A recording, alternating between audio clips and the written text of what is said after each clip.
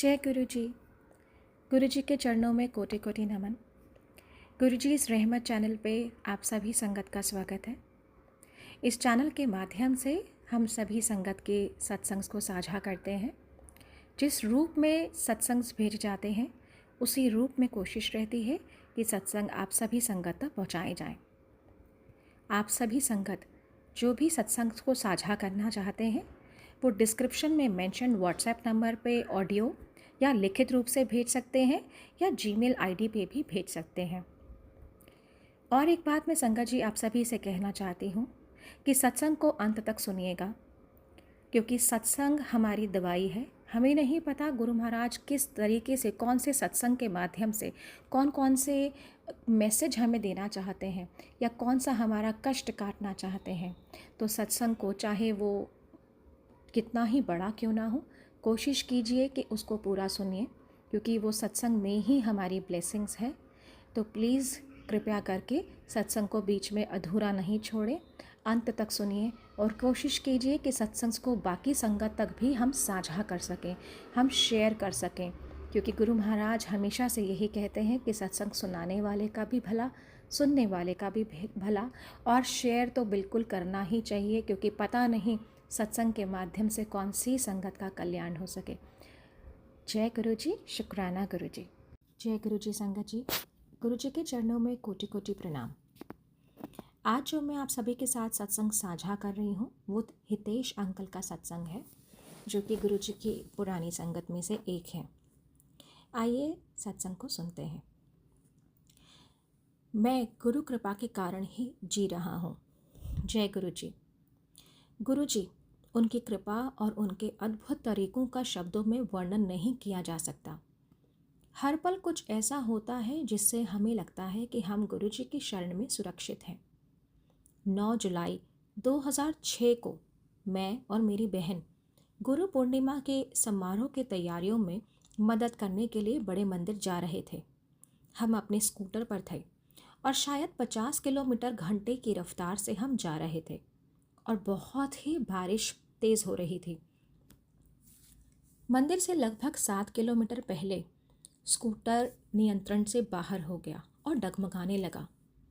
मैं समस्या देखने के लिए रुका, लेकिन हम ये देखकर अचंभित हो गए थे कि केवल एक नट, जो कि पिछले पहिए को पकड़ कर रखा था, बाकी के जो 4 थे वो गिर चुके थे। फिर भी जहाँ हम रुके थे वहाँ एक मैकेनिक की मदद के लिए हमने किसी को बुलाया, जैसे कि हमारा कोई इंतज़ार ही कर रहा हो। यहाँ तक कि वो भी ये सब देखकर हैरान था कि स्कूटर 25 किलोमीटर से अधिक समय तक चला, लेकिन जब भी ये सब हुआ तो आसपास कोई भी वाहन नहीं था। और वो खुद हैरान था, जो मैकेनिक था, कि ये इतनी देर तक ये स्कूटर चल कैसे रहा था जबकि सिर्फ एक ही नट बचा था। गुरु जी ने ही हमारी जान बचाई। 7 जुलाई 2006 को, यानी गुरु जी के जन्मदिन पर, गुरु पूर्णिमा के दिन ही संगत के एक सदस्य ने मुझे बताया कि गुरु जी ने उस रात क्या कहा था। उन्होंने कहा था कि उन्होंने मेरी नौकरी को आशीर्वाद दिया था। यह सुनकर मुझे बहुत खुशी हुई, क्योंकि पिछले कुछ महीनों से मेरे ऑफिस में कुछ ठीक नहीं चल रहा था और वास्तव में मैं उस नौकरी को छोड़ने की ही कुछ ना कुछ योजना बना रहा था। लेकिन गुरु जी के जन्मदिन पर उनका आशीर्वाद प्राप्त करने के बाद जब मैं अपने ऑफिस पहुंचा तो मुझे बताया गया कि मुझे एक नई डिपार्टमेंट के अंदर ट्रांसफ़र कर दिया गया है, मूव कर दिया गया है। और फिर कुछ ऐसा हुआ जिसके बारे में मैंने सपने में भी नहीं सोचा था। मुझे 5 महीने के लिए छुट्टी दे दी गई और वास्तव में मुझे 5 महीने तक ऑफिस जाने की कोई आवश्यकता ही नहीं थी, बल्कि घर बैठे मुझे पूरी सैलरी 5 महीने तक मिलती रही। मेरे जो ऑफिस के बाकी के स्टाफ थे, ये उनके लिए भी अनबिलीवेबल था, लेकिन मुझे पता था कि ये सब कुछ गुरु महाराज का ही चमत्कार है। 31 मई 2000, हम सबको पता है 31 मई हमारे लिए कितना दुखद दिन है। 31 मई को गुरु महाराज ने जब समाधि ली तो सब कुछ गंभीर लगने लगा, परंतु अधिक समय तक नहीं, क्योंकि गुरुजी की देखभाल और प्रेम निरंतर जारी रहा। 2 जून 2007 की रात को हम हरिद्वार से लौट रहे थे, क्योंकि हम सब संगत वहाँ गुरु महाराज की अस्थियाँ प्रवाहित करने गए थे। तो जब हम गुरुजी को अलविदा कहने गए थे, हमारी कार का आते समय एक्सीडेंट हो गया। कार में उस समय 4 लोग थे और कार बिल्कुल कंट्रोल से बाहर हो गई थी, एक बिजली के खंभे से जाकर टकराई और उसका इफ़ेक्ट इतना स्ट्रॉन्ग था कि इंजन फट गया और सीट उछलकर बाहर आ गई। झटका इतना ज़ोरदार था कि मुझे शरीर से बाहर होने का अनुभव हुआ। मैं अपने शरीर से बाहर निकलकर कार की छत पर आ गया, जबकि मेरा शरीर अभी भी सीट बेल्ट में बंधा हुआ था। तभी एक तेज़ नारंगी प्रकाश आया और मुझे वापस मेरे शरीर में धकेल दिया। कार में बैठे अन्य लोगों ने मुझे बाहर निकाला। कार में सवार सभी लोग घायल हो गए थे और हम सबको तुरंत ही अस्पताल ले जाया गया। मैं पीड़ा में था, लेकिन जब पूरी तरह से हमारा निरीक्षण किया गया और चिकित्सा जांच हुई तो रिपोर्ट आई कि सब कुछ ठीक था। उस नुकसानदायक दुर्घटना का पूरा प्रभाव गुरुजी ने बहुत कम कर दिया, क्योंकि हम सभी जानते हैं कि कैसे गुरु महाराज 90% कष्ट हमारे अपने ऊपर लेते हैं, सिर्फ 10% ही हमें भोगने देते हैं। इसके अलावा अगर कार खंबे से नहीं टकराती तो हम 15 से 20 किलोमीटर दूर लगभग 30 फीट की गहरी खाई में जा गिरते। लेकिन जैसा कि स्पष्ट था कि गुरुजी के कारण हम बच गए। बाद में ये स्थापित हुआ कि मुझे जो दर्द हो रहा था वो सिर्फ आंतरिक चोटों और गर्दन की हड्डी के खिसकने के कारण था। कुछ दिनों बाद 10 जून को मैं गुरुजी के भोग समारोह में शामिल होने के लिए डुगरी गया। हालांकि मुझे पिछले कुछ दिनों से अपने पैर में हल्का सा दर्द महसूस हो रहा था। डुगरी से वापस आने के बाद ही मैंने फिर से एक्सरे करवाया। मेरे बाएं पैर में फ्रैक्चर था और गर्दन की हड्डी के खिसकने, पैर के फ्रैक्चर और गंभीर आंतरिक चोटों के साथ एक गंभीर घटना के 1 हफ्ते के बाद 500 किलोमीटर से अधिक की यात्रा कोई कैसे कर सकता था।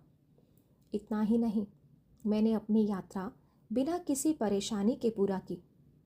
गुरुजी ने हमेशा कहा था कि यहाँ यानी कि गुरुजी की शरण में सब कुछ व्यवहारिक है और मैं उनकी उस कही हुई बात का एक जीता जागता सबूत हूँ।